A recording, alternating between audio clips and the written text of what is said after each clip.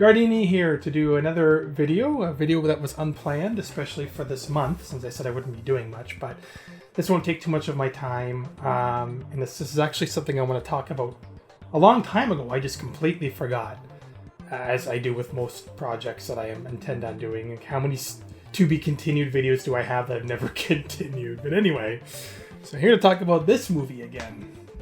It's been a while. It's Phobe. And I've talked about this a few times on my channel. If you go to my channel and search for Phobe, you might find 2 or 3 videos.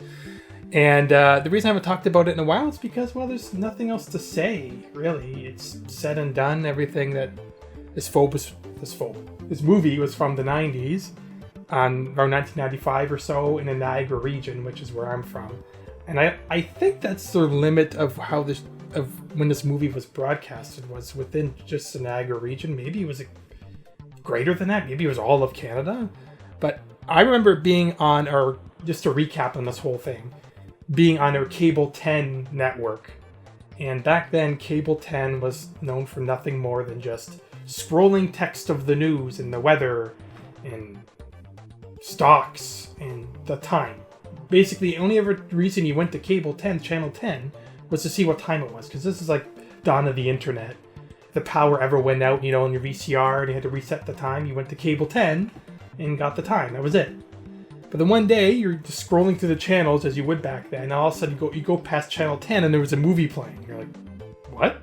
Movie? Something that's not text scrolling? And this was on it. And of course you're going to watch it because you're like, what the heck is this? And it was a very low budget film. I mean, I'm sure the creators and people who worked on the movie can agree to that. And it was like, you were just like fascinated anything was on that channel. And it was, to me, it was just a hysterical, funny film. I don't think it was intended to be, but there were some funny moments in it, of course. Did you find anything unusual today? Yeah, you.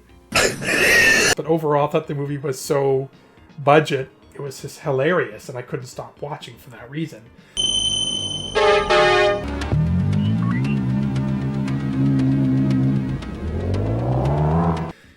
But unless you were from that day and time and region, I don't think people today could have the same appreciation that we do have for it. It's more like a nostalgic thing that we grew up with.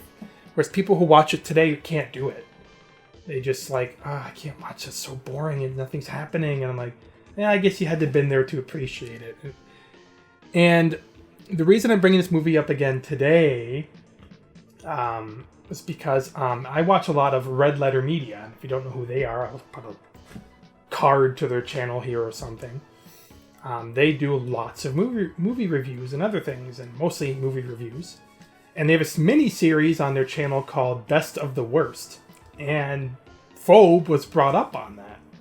Now, Best of the Worst isn't exactly something you probably want to be, if you're a movie creator, want to be shown on. Basically, all they do is watch a whole bunch of bad movies and pick the best of the worst movies they watched for that session. Phobe, well, I won't ruin it for you.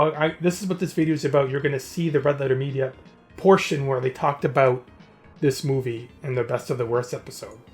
They didn't have nice things to say, as you would expect on such an episode, but it was worse. You'll see.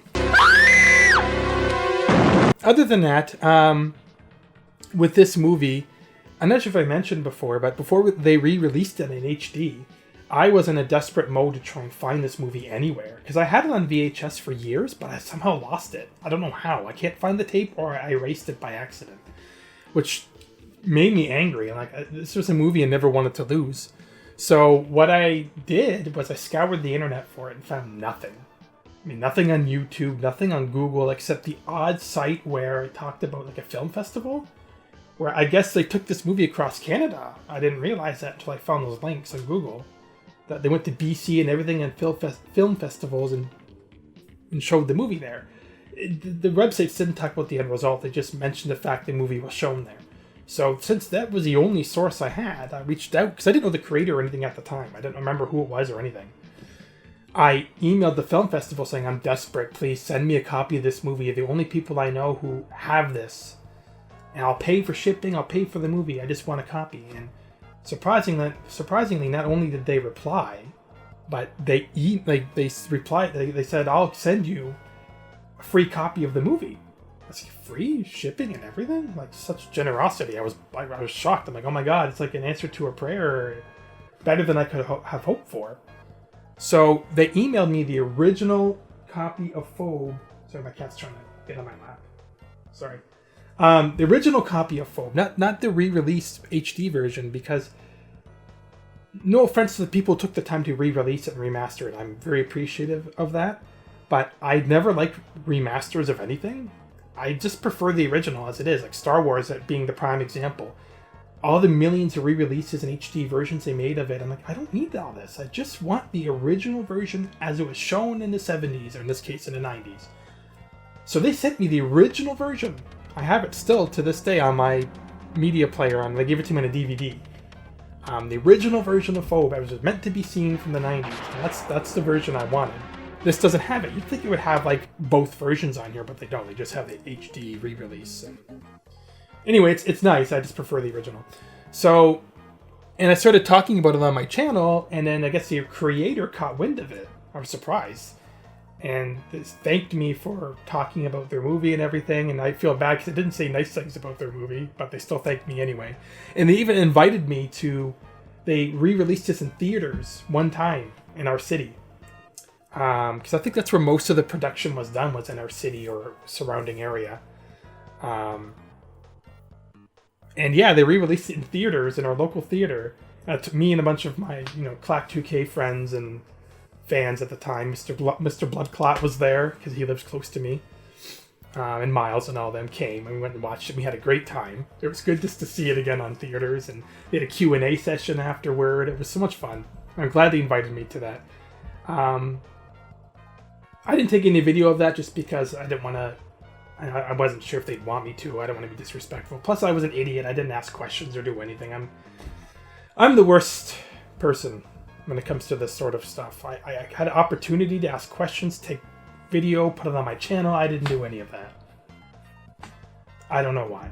I'm just the worst. So, but anyway, and yeah, surprisingly, going back to that now, they showed this on Best of the Worst, because someone suggested to me, not the YouTube fan, I forget which one, sorry. They said, you got to send a copy of this movie to Red Letter Media. I'm like, yeah, I should, and I kept meaning to, I never did. But it doesn't matter because someone else did. Someone else actually was friends with the people from Red Letter Media suggested it. That's why they looked at it. And again, they had nothing nice to say.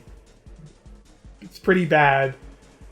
It's humorous in a way, depending on, how hardcore of a fan you are, dedicated to this movie. But yeah, so if you want to, I'm going to stop now so you guys can watch that clip. And I'll have a couple things to say after you've watched it. So moving on to our third film, Phobe, the Xenophobic Experiments. Mike, what can you say about what we watched of Phobe? Oh, I could say that it was boring, and it sucked. Jay, you said this was recommended to us by... This was recommended by Colin from Canada. Yes, and which made this 2 Canadian films tonight. Right. Sandwich, Canadian-American sandwich, literally American. But the backstory of this is some girl... Erica Benedicti. In the 90s, made a movie. She worked at a Canadian television station, public access TV station, made a crappy DIY science fiction film for like $100, and it played on Canadian airwaves for years to fill dead air. Yeah. And so it became a cult sensation, as claimed on the back of the box. So Colin maybe has fond memories of it, but we don't. It's on that horrible feeders level. Any movie on that level of amateurishness, it needs something special to be worthy of discussion. Yeah. Like the Black Cobra versus the White Fox. That's something special. Similar level of production, but it's so crazy. Yes. Yeah. There was like 15 minutes of 2 rednecks with mullets wandering around the woods.